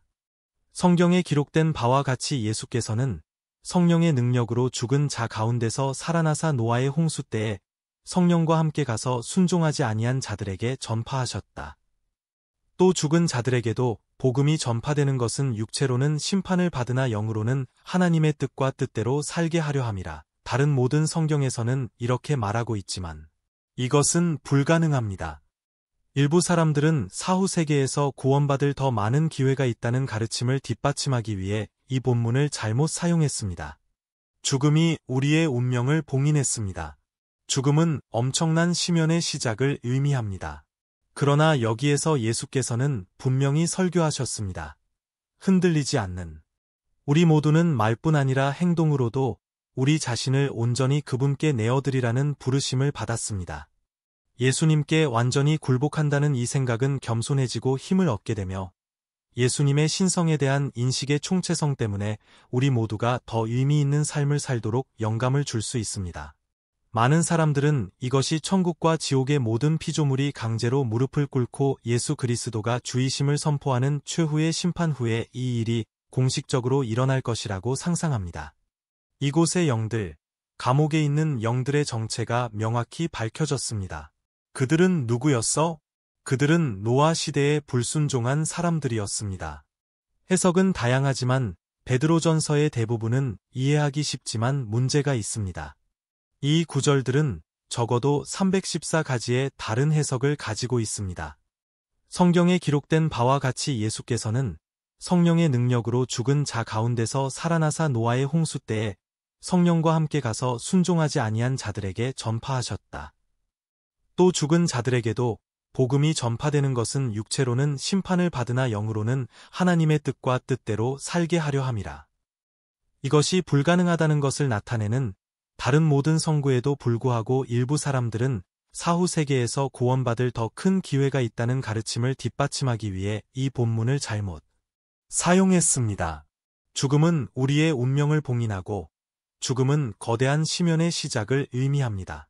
그러나 여기서 예수께서는 이미 죽은 사람들에게 전파하신 것 같습니다. 그런가요? 본문에 따르면 예수께서는 자신의 죽음과 부활 사이의 기간 동안 다른 사람들과 적극적으로 소통하셨고 의식을 유지하셨음이 분명합니다. 그와 소통한 사람들도 그를 충분히 인지하고 소통에 참여했다. 성주간 예배는 일반적으로 금요일에 끝나고 일요일에 재개되기 때문에 토요일에 무슨 일이 일어났는지에 대한 논의가 거의 없다는 점은 흥미롭습니다. 그러므로 예수께서 안식일에 무엇을 하고 계셨는지 전혀 알 수 없습니다. 예수가 죽은 후 부활하기 전에는 활동하지 않고 의식을 잃은 상태였으며 그의 몸은 무덤에 남아 있었다는 것이 일반적인 믿음입니다. 그러나 그의 육체적인 죽음에도 불구하고 그의 영은 죽은 후에도 여전히 매우 활동적이었다는 점에 유의하는 것이 중요합니다. 그분은 죽은 자의 세계에 가셔서 그곳에서 설교하셨습니다. 나는 베드로가 첫 번째 부활절 일요일에 예수님을 만나 도대체 어디에 있었는지 예수님께 묻는 모습을 상상합니다. 이에 예수께서는 내가 땅에 있는 것이 아니요 죽은 자의 세계인 아데스에 있었더니 내가 거기서 도대체 무엇을 하고 있었느냐고 말씀하십니다. 예수님은 베드로에게 노아의 홍수에 빠진 사람들에게 설교하고 계셨다고 말씀하셨습니다. 죽음은 영과 육을 분리시킵니다. 일주일도 채 안 되어 예수님은 3단계, 즉 성육신한 영이 되시고 십자가에서 죽으시고 자신의 영을 하나님께 드리며 마지막으로 자신의 몸이 무덤에 안치되는 3단계를 모두 경험하셨습니다. 그분은 계속해서 영적인 형태로 존재하시며 노아의 홍수로 멸망한 불순종한 사람들에게 설교하셨습니다. 부활절 일요일 아침 그의 몸과 영은 다시 결합되었고 그는 완전한 의식을 유지했으며 의사소통이 가능했습니다. 모든 단계에서 그의 메시지가 노아 세대만을 위한 것이라고 믿는 사람들이 있습니다. 세대는 그런 것을 받게 될 것입니다. 기회. 역은 신을 인조와 인호로 비난할 수도 있었다. 그들은 그것을 근절하고 다시는 그런 일을 하지 않겠다고 약속했다고 말할 수 있습니다. 두 번째 해석은 악마의 영입니다. 이런 맥락에서 보면 예수께서 말씀하신 영들은 악마적인 존재일 수 있습니다. 베드로전서 3장 19절에 언급된 영들이 타락한 천사들이라면 이 영들은 이전에 심각한 죄를 지었기 때문에 투옥되었을 가능성이 높습니다. 그러므로 예수님의 메시지는 구원에 관한 메시지일 수 없습니다. 왜냐하면 히브리서 2장 16절에서 그리스도께서 타락한 천사들을 도우시는 것이 아니라 오히려 아브라함의 후손들에게 구원의 손길을 주시는 것처럼 천사들은 구원받을 수 없기 때문입니다. 이 경우 영들에게 선포하신 예수님의 선포는 아마도 베드로전서 3장 22절에 언급된 것처럼 사탄과 그의 군대에 대한 승리를 선언했을 것입니다. 그곳에서 그는 하늘에 오르사 하나님 우편, 존귀와 권세의 자리에 계십니다. 그에게 복종하는 모든 천사와 권세와 함께. 이 악한 세대의 영들은 누구인가? 너무 사악해서 생명을 구하는 메시지를 듣기를 거부한 세대를 상상해 보십시오. 그 결과 그들은 재앙적인 홍수로 멸망했습니다. 그것은 죄의 결과를 무섭게 상기시켜 주는 것입니다. 말씀대로 그들은 불순종하고 패역하고 부정하고 믿지 아니하는 자들이었습니다. 노아가 방주를 준비하고 임박한 재난에 대해 경고하는 동안 하나님께서 120년 동안 그들에게 인내와 오래 참으심을 나타내셨다는 사실로 인해 그들의 죄는 더욱 가중되었습니다. 그 결과 그들은 익사했고 그들의 영혼은 감옥이라는 지옥에 던져졌습니다. 그러나 베드로전서 2장 5절에 따르면 노아와 그의 순종한 가족은 그들의 믿음으로 인해 방주에서 구원을 받았습니다. 만일 하나님께서 옛 세상을 용서치 아니하시고 의를 전파하는 노아와 7 식구를 구원하실 때에 악인의 세상에 홍수가 난 것은 그 당시에도 참되고 순종하는 믿음이 보상을 받았음을 우리에게 보여줍니다. 이 흥미로운 구절을 쓴 사람은 누구입니까? 이 흥미로운 발췌문은 페이드로가 썼습니다. 그리스도인들은 따뜻함과 공감으로 잘 알려진 그의 첫 번째 편지를 특히 좋아합니다. 처음에 그는 바람에 흔들리는 갈대처럼 쉽게 흔들리는 사람이었습니다. 그러나 예수님은 떠나신 후 반석처럼 굳어졌습니다. 페이드로는 12명의 모든 목록에서 첫 번째였으며 그룹의 비공식 대변인이었습니다. 복음서는 베드로의 성격을 분명하게 묘사합니다. 그는 매력적이고 열성적이며 충동적이며 활력이 넘치는 등 많은 자질을 갖고 있었지만 이러한 장점에는 불안정하고 변덕스럽고 비겁한 것과 같은 약점도 동반되었습니다. 베드로는 왜 이것을 썼는가? 이 시점에서 잠시 멈춰서 이 편지 전반에 걸쳐 존재했던 근본적인 사고의 순서를 상기해 보는 것이 좋을 것입니다. 광범위한 박해를 배경으로 쓴 베드로의 편지는 삶과 간증으로 인해 어려움을 겪고 있는 그리스도인들에게 보낸 것입니다. 기독교 신앙이 옳다면 왜 고난을 받아야 하는지 고민했을 가능성이 있다. 기독교가 참된 신앙이라면 왜 그것을 따르는 사람이 그토록 적을까요? 베드로는 하나님께서 물로 세상을 멸망시키실 것이라고 120년 동안 사람들에게 경고했던 신실한 설교자 노아를 언급하고 있습니다. 노아의 경고에도 불구하고 사람들은 그를 조롱하고 배척했습니다. 그러나 하나님은 홍수 동안 노아와 그의 가족을 구원하셨고 이는 마침내 노아의 신실함을 입증해 주었습니다. 세계 역사의 맥락에서 볼 때 소수만이 구원을 받았을지라도 대부분의 사람들이 항상 옳은 것은 아니었습니다. 참된 신자가 소수라는 사실로 인해 믿음이 흔들리면 안 됩니다. 노아 시대에는 믿는 사람이 8명뿐이었습니다. 오늘날에는 수백만 명이 있습니다. 물로 구원받은 것이 아닙니다. 그들은 물을 통해 구원을 받았습니다. 그들을 구원한 것은 물이 아니라 그들을 구원하시기 위해 하나님께서 행하신 심판이었습니다. 방주는 주 예수 그리스도를 상징하고 홍수는 하나님의 심판을 상징합니다. 방주는 누구든지 구원받을 수 있는 유일한 수단이었습니다. 건물 안에 있던 사람들만이 홍수에서 살아남았습니다. 다른 모든 건물 밖에 있던 사람들은 사망했습니다. 그리스도만이 구원에 이르는 유일한 길이다. 그리스도 안에 있는 자들은 하나님께서 친히 구원하실 수 있는 만큼 구원을 받습니다. 밖에 있는 사람들은 완전히 길을 잃었습니다. 방주는 심판의 물을 통과하는 과정에서 사람들에게 안전한 피난처 역할을 했습니다. 마치 그리스도께서 우리의 죄에 대한 하나님의 진노의 심판을 견디신 것처럼 방주도 폭풍의 위력을 받게 되었습니다. 그 안에 있는 자에게는 심판이 없습니다. 요한복음 5장 4절에는 방주 주위에 물이 있었고 물이 그 위에 떨어지고 그 아래에도 물이 있었다고 말합니다. 반면에 그녀는 신자들을 받아 건너 새로운 창조의 안전한 곳으로 데려갔습니다. 결과적으로 구주를 믿는 사람들은 죽음과 파괴의 풍경을 거쳐 부활과 새 생명의 장소로 안전하게 이동됩니다. 우리는 예수께서 무엇을 설교하셨는지 확실히 알지 못합니다. 아마도 그것은 하나님의 메시지를 선포하는 행위인 설교의 한 형태였을 것입니다. 노아 시대에 불순종한 사람들의 이름만 언급되어 있기 때문에 그의 메시지가 무엇인지는 알 수 없습니다. 그리스도의 설교의 의도나 결과가 무엇인지는 설명되지 않습니다. 이 모든 문제에 대해서도 공개되지 않았습니다. 우리는 우리 자신의 결론을 내릴 수 있지만 독단적인 가르침에 접근하는 것에 대한 규칙은 없습니다. 3일 후 그의 몸과 영혼은 다시 결합되었고 그는 죽음에서 살아났습니다. 예수님께서 이 땅에 다시 오셨고 부활하셨고 죽음도 그분을 붙잡을 수 없었습니다.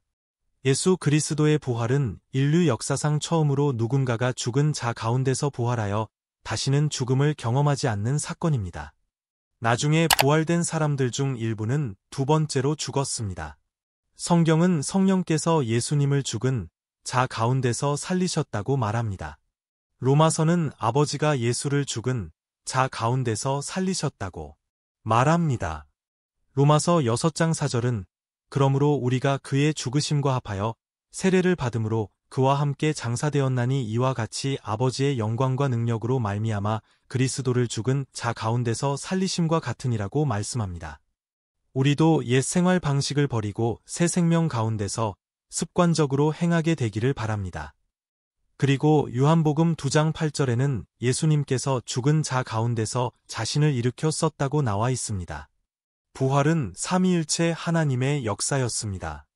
요한복음 21에서 22절 그러면 유대인들이 당신이 이런 일을 행할 권세의 증거로 무슨 표징으로 우리에게 보이실 수 있느냐고 반박하니라. 예수께서 대답하시되 이 성전을 헐라 내가 3일 안에 일으키리라 하시니라. 그러므로 유대인들이 이 성전을 짓는데 46년이 걸렸으며 여러분은 그것을 티할 시대에 세울 것입니다. 그러나 그분은 죽은 자 가운데서 부활하실 때 자신의 몸이었던 성전에 관해 말씀하신 것입니다. 그의 제자들이 죽은 후에 그가 하신 말씀을 기억하고 성경과 예수께서 하신 말씀을 믿고 의지하였느니라. 물리적 세계와 영적 세계에서 예수님의 부활의 결과는 혼란스러울 수 있습니다. 그러나 우리는 예수께서 죽으시고 부활하셨을 때 물리적으로 어떤 일이 일어났음을 알 수 있습니다. 이때 우리는 예수님의 죽음이 의인에게 미치는 즉각적인 결과를 봅니다. 마태는 다른 복음서에는 없는 사건, 즉 무덤이 열리고 죽은 많은 성도들의 몸이 살아난 사건을 묘사하고 있습니다. 예수님의 부활로 그들은 무덤에서 나왔고 예수님의 부활 후에는 거룩한 성에 가서 많은 사람에게 나타났습니다. 무덤은 돌로 만들어졌기 때문에 지진으로 인해 손상을 입을 가능성이 있지만 시체가 부활한다는 사실은 하나님의 직접적인 개입 덕분이라고 할 수 있습니다. 마태는 그래서 예수의 십자가 희생이 어떻게 죽음을 이기게 했는지 강조합니다. 그는 부활한 사람들을 묘사하기 위해 잠든 자들이라는 표현을 사용했는데 이는 신약 성경에서 죽었으나 영원한 운명이 보장된 사람을 가리키는 일반적인 표현입니다. 성도들의 몸이 부활하여 예루살렘에 나타나는 기적적인 이야기는 예수께서 십자가에서 이루신 일과 그에 따른 부활에 대한 강력한 증거가 됩니다. 거룩한 백성이라는 용어는 구약시대의 경건한 개인을 의미합니다. 예를 들어 변형의 산에서 예수님 옆에 나타나도록 모세와 엘리야가 선택되었던 방식 사이의 유사점을 그릴 수 있습니다. 이 특별한 경우의 본문은 거룩한 개인들의 몸의 부활을 언급하는데 이는 이스라엘의 지도력에 대한 예수님의 심판과 23대 24장의 정죄에도 불구하고 이스라엘이 여전히 하나님의 계획에서 중요한 위치를 차지하고 있음을 보여주는 역할을 합니다. 이스라엘 에스겔서에는 뼈마저 변한 골짜기에서 죽은 자들을 주 여호와께서 다시 살리실 것이라고 예언되어 있습니다. 겔 37장 11절. 또 그가 내게 이르시되 인자야 이 뼈들은 이스라엘 온 족속이니라 보라. 그들이 말하기를 우리의 뼈들은 말랐고 우리의 희망은 사라졌습니다. 우리는 완전히 단절되었습니다. 그러므로 너는 대언하여 그들에게 이르기를 주 여호와께서 이같이 말씀하시기를 내 백성들아 내가 너희 무덤을 열고 너희로 거기에서 나오게 하고 이스라엘 땅으로 들어가게 하리라. 내 백성들아 내가 너희 무덤을 열고 너희를 거기서 이끌어낼 때 내가 여호와인 줄 너희가 알리라. 내가 너희 속에 내 영을 넣어 주리니 너희가 살 것이며 내가 너희를 너희 땅에 두리라. 그리하면 나 여호와가 말하고 행한 줄을 너희가 알리라. 여호와의 말이니라. 마태는 그 의미가 분명하기 때문에 이 사건을 꾸밈없이 그대로 두었습니다. 데릭 티드볼은 이 성도들의 부활을 모든 신자가 기대할 수 있는 부활의 서곡으로 나열합니다. 예수님의 죽음으로 새날이 이르렀고 죽음이 죽음으로 승리하고 영생으로의 부활이 가능해진 날이었습니다. 마태는 이 기적적인 사건들에 대해 우리가 갖고 싶어하는 모든 질문에 대답하지 않습니다. 그러나 그 사건들을 자세히 설명하면서 확증에 대한 통일된 간증을 제시합니다. 예수의 초자연적 정체성. 예수님은 지금 어디에 계시나요? 예수님은 어디에 계시나요? 우리는 부활 후에 이에 대한 답을 찾습니다. 예수님은 제자들에게 이 모든 일이 그들에게 정당한 괴로움일지라도 마음에 괴로워하지 말라고 말씀하셨습니다. 요한복음 14장 1, 2절 너희는 마음에 근심하지 말라. 너희가 하나님을 믿으면 나도 믿으라. 내 아버지 집에는 거할 곳이 많도다. 그렇지 않았다면 내가 당신에게 말했을 거예요. 내가 너희를 위한 처소를 예비하리라. 아버지 집은 살 곳이 많은 천국을 가리킨다. 그것은 구속받은 모든 사람을 수용할 수 있을 만큼 충분히 크다. 그렇지 않다면 주님께서 그들에게 이렇게 말씀하셨을 것입니다. 그는 그들이 거짓된 희망을 쌓도록 놔두지 않을 것입니다. 요한복음 14장 5, 6절 도마가 이르되 주여 어디로 가시는지 우리가 알지 못하나이다. 우리가 그 길을 어떻게 알 수 있습니까? 예수께서 그에게 말씀하셨다. 나는 길이요, 진리요, 생명이다. 나로 말미암지 않고는 아버지께로 올 자가 없느니라. 그분은 천국으로 가실 터인데 그들은 천국으로 가는 길을 알고 있었습니다. 왜냐하면 그분께서 그들에게 여러 번 말씀하셨기 때문입니다. 분명히 도마는 마치 지구 어딘가로 여행을 떠나려고 생각하는 것처럼 주님의 말씀의 의미를 이해하지 못했습니다. 내 아버지 집에는 거할 곳이 많도다. 예수께서는 여기에 언급된 아버지의 집에 대해 완전한 확신을 가지고 말씀하셨으며 이 땅 너머의 삶에 대해서도 아셨을 뿐만 아니라 하늘에는 모든 사람을 위한 처소가 많을 것이라고 제자들에게 말씀하셨습니다. 맨션은 살 곳으로 번역하는 것이 더 좋습니다. 고대 그리스어로 몬이라는 단어는 동사 미노, 머물다 또는 머물다, 연결되어 머물 곳을 의미합니다. 하나님의 성품을 고려하여 살 곳으로 번역하는 것이 더 낫습니다. 하나님께서는 우리가 천국에서 살 수 있는 멋진 처소를 주실 것입니다. 그곳에는 그런 곳이 많이 있을 것입니다. 예수님은 제자들이 결코 볼 수 없었던 것을 볼 수 있었습니다. 그는 대저택이 많다고 말하면서 미소를 지었을지도 모른다. 내가 너희를 위한 처소를 예비하겠다. 사랑은 환영을 준비합니다. 희망적인 부모는 아기의 방을 사랑으로 준비합니다. 호스트는 손님을 위해 그것을 준비합니다. 예수께서는 자신의 백성을 사랑하시고 그들이 올 것이라고 확신하시기 때문에 앞서 나가셔서 그들을 위해 준비하십니다. 나는 예수님 자신의 계획과 주도권에 대해 이야기하려고 합니다. 그분은 십자가로 끌려가지 않으셨습니다. 그는 거기에 갔다. 그들은 그의 죽음이 예상치 못한 재난이라고 생각했습니다. 그리스도께서는 그것이 그들 자신의 계획의 길임을 가르치셨습니다. 그리고 나는 당신에게, 나 자신에게로 돌아갈 것입니다. 예수께서는 지상에 계시는 동안 제자들을 위해 다시 오실 것이라고 약속하셨습니다. 이것은 단순히 부활이 다가온다거나 성령이 강림하신다는 의미만은 아니었습니다. 예수께서는 또한 마지막 때에 자기 백성이 크게 모일 것을 염두에 두셨습니다. 그들은 그분을 볼 수 없다고 해서 그분이 더 이상 존재하지 않는다고 생각해서는 안 됩니다.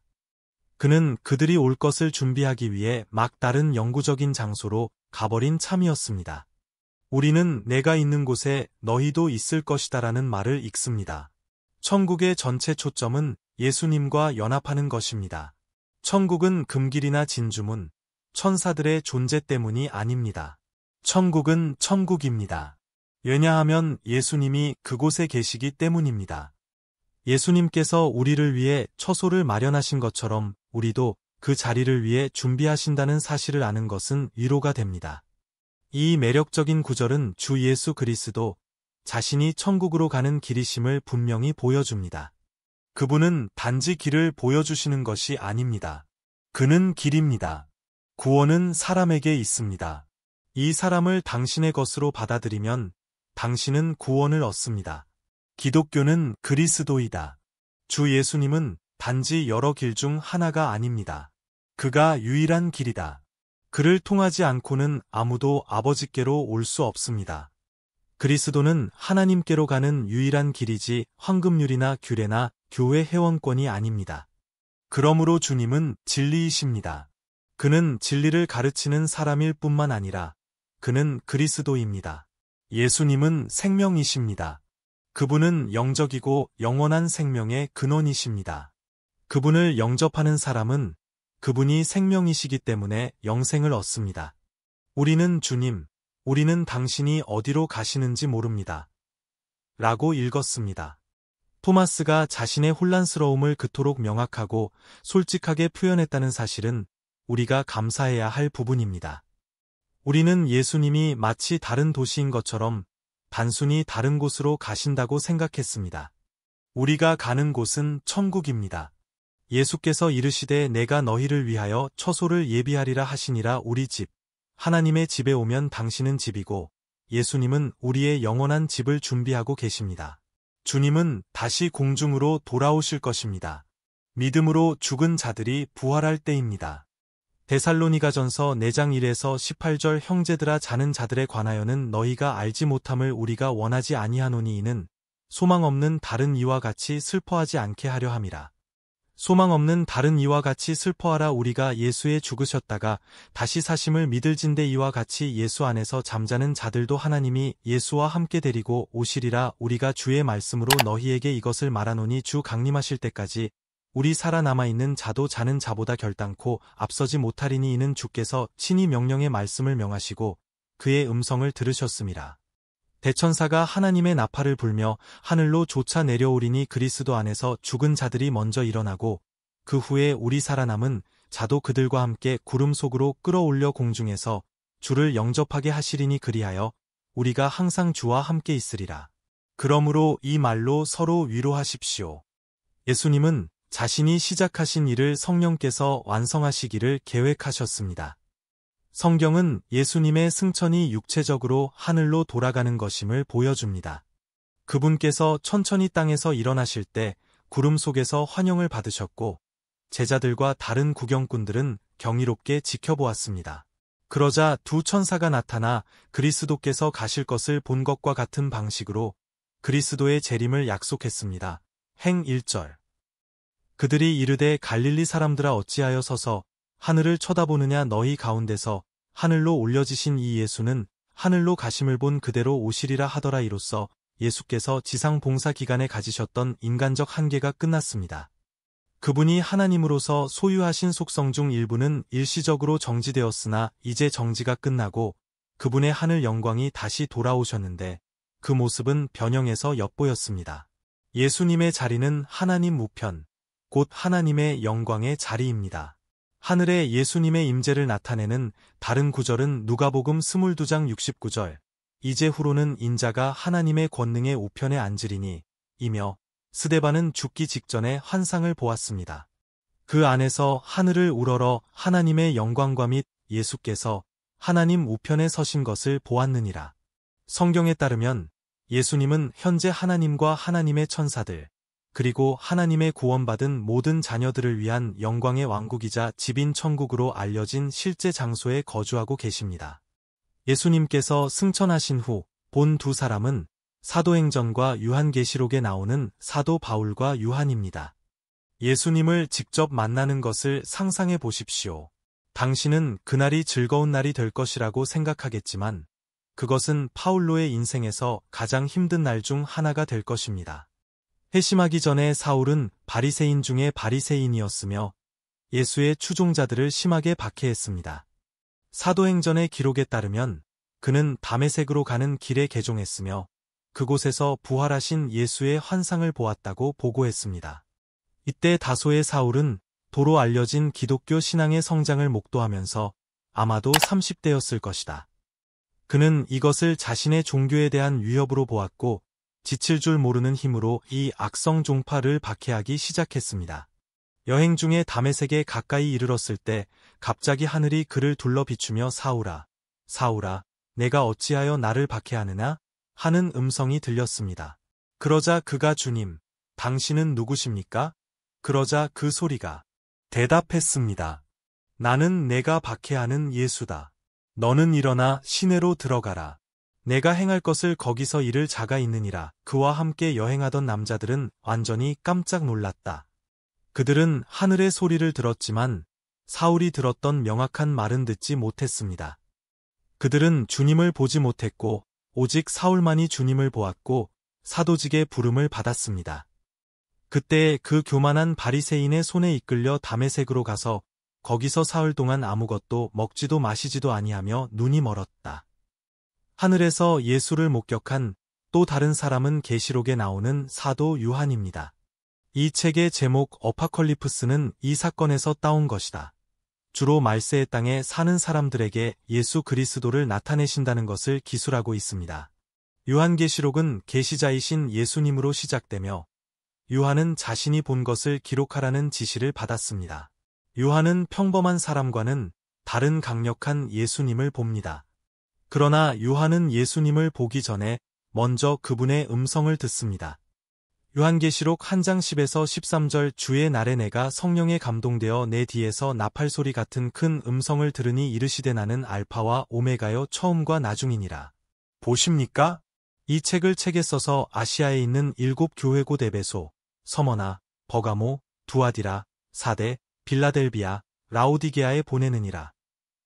내가 나에게 말하는 음성을 보려고 돌이켰더니 7금초대 사이에 인자 같은 이가 발에 끌리는 옷을 입고 띠를 띠고 있는 것이 보이더라.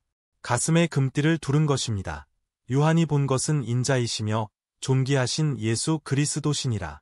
요한에 따르면 그가 들은 큰 음성은 나팔소리처럼 뚜렷하고 충격적이었습니다. 그 강력한 음성은 모든 것의 시작과 끝이 되시는 알파와 오메가, 처음과 나중이신 분의 음성입니다. 예수님께서 요한계시록 1장에서 자신을 이 이름들로 밝히셨기 때문에 우리는 이것이 예수님의 큰 음성임을 압니다. 처음과 나중은 주 여호와 이스라엘의 하나님에게 속한 칭호입니다. 알파와 오메가라는 제목은 처음과 마지막이라는 개념이 같습니다. 이것은 예수님께서 자신이 하나님임을 분명히 주장하시는 신약성서의 구절 중 하나입니다. 우리는 요한이 자신이 들은 음성에 몸을 돌렸을 때 그의 마음속에 무슨 생각이 들었을지 상상할 수 있을 뿐입니다. 그것은 아마도 그가 기억하는 예수님의 음성이 들리는 방식과 정확하게 일치하지 않았을 것입니다. 요한은 그것을 나팔과 같다고 묘사했습니다. 그러나 그 음성이 자신을 알파와 오메가라고 묘사했기 때문에 그는 그것이 예수님이라는 것을 알았습니다. 요한은 지상에서 사역하는 동안 예수님과 많은 시간을 보낸 후, 오랜 세월이 흐른 후 마침내 그분을 직접 만날 기회를 갖게 되었습니다. 인자와 유사한 사람의 칭호는 다니엘서 7장 13절에 묘사된 것처럼 하나님의 대리자로 통치할 인물을 생각나게 합니다. 또한 헬라어 본문에서 예수의 얼굴은 해처럼 빛났습니다. 때때로 쉬는 태양이나 번개처럼 빛나는 것으로 묘사됩니다. 유대교 본문은 천사들과 다른 사람들에게도 똑같은 일을 했지만 하나님에게도 마찬가지였습니다. 요한계시록 1장에는 요한이 보니 다른 천사가 구름을 입고 머리 위에 무지개가 있고 그 얼굴은 해 같고 그 발은 불기둥 같으니 하늘에서 내려오는 것을 보았다고 기록되어 있습니다. 요한은 요한계시록 1장 16대 17절에서 그의 오른손에 7별이 있고 그의 입에서 좌우에 날선검이 나오고 그 얼굴은 해가 크게 빛나더라고 말합니다. 나는 그것을 보고 그의 발 앞에 엎드렸다. 죽은 것 같이 내게 오른손을 얹고 이르시되 두려워하지 말라 나는 처음이요 마지막이요 산자니라.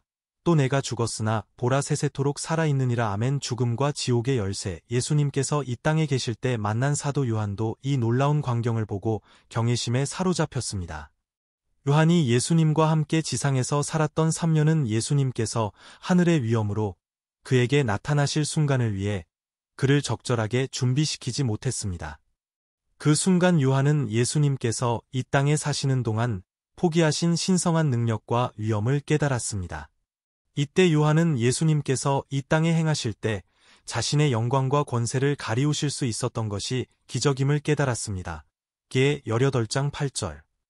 그리고 나는 죽음과 지옥의 열쇠를 가지고 있습니다. 첫째로 예수께서는 요한을 동정심으로 만져주심으로 요한에게 어느 정도 위로를 베푸셨습니다.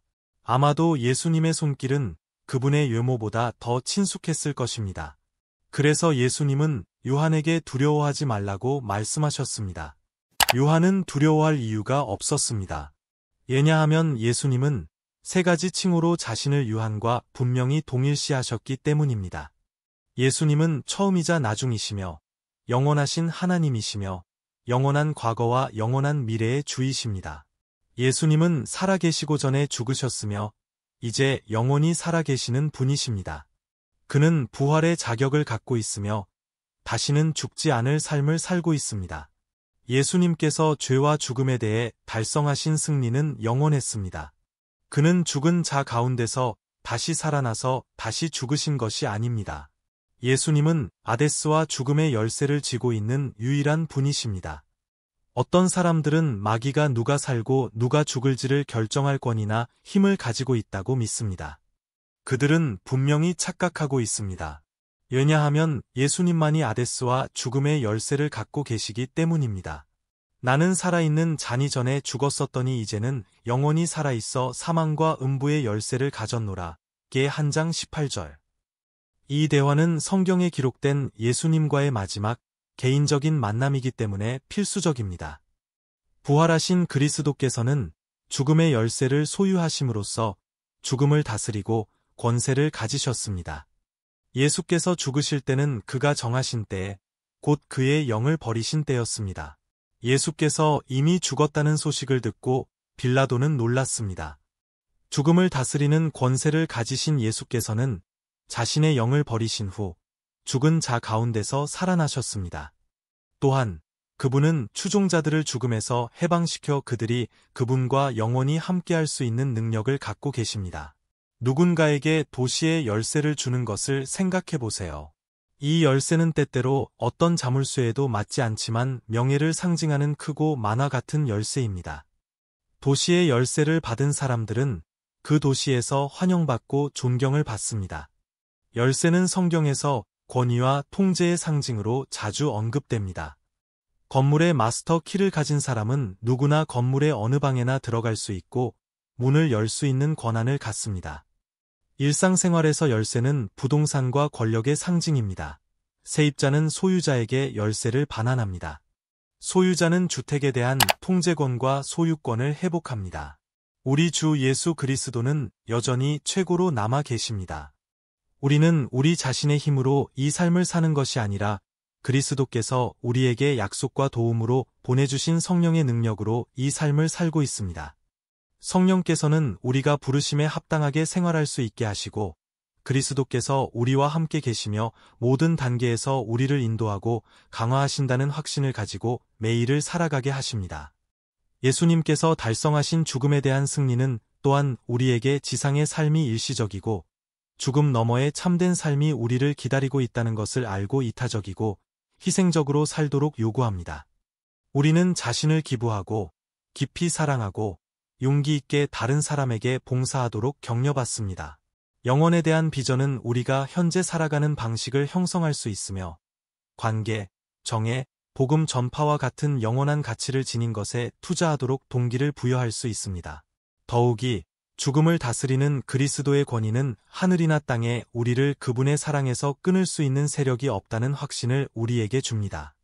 로마서 8장 38대 39절은 사망이나 생명이나 천사들이나 권세자들이나 현재 일이나 장래 일이나 능력이나 높음이나 깊음이나 다른 어떤 피조물이라도 우리를 이 세상에서 갈라놓을 수 없다고 우리에게 확신시켜 줍니다. 우리 주 그리스도 예수 안에 있는 하나님의 사랑이니라. 이 놀라운 진리에 대한 우리의 반응은 감사와 헌신의 삶이어야 합니다.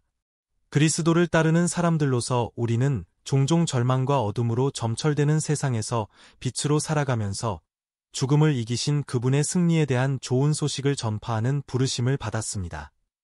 우리의 믿음과 소망에 대한 간증은 의미와 방향을 찾는 사람들에게 나침반이 되어 예수님의 구원하시는 사랑을 가리킬 수 있습니다.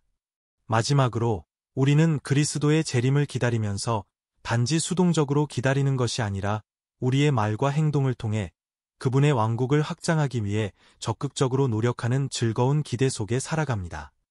우리가 가진 소망에 관한 이유를 묻는 자에게 대답할 것을 항상 준비하고 자비와 존경으로 대답하며 깨끗한 양심을 가지라. 이는 그리스도 안에 있는 우리의 선행을 욕하는 자들로 그 비방하는 일을 부끄러워하게 하려 함이라.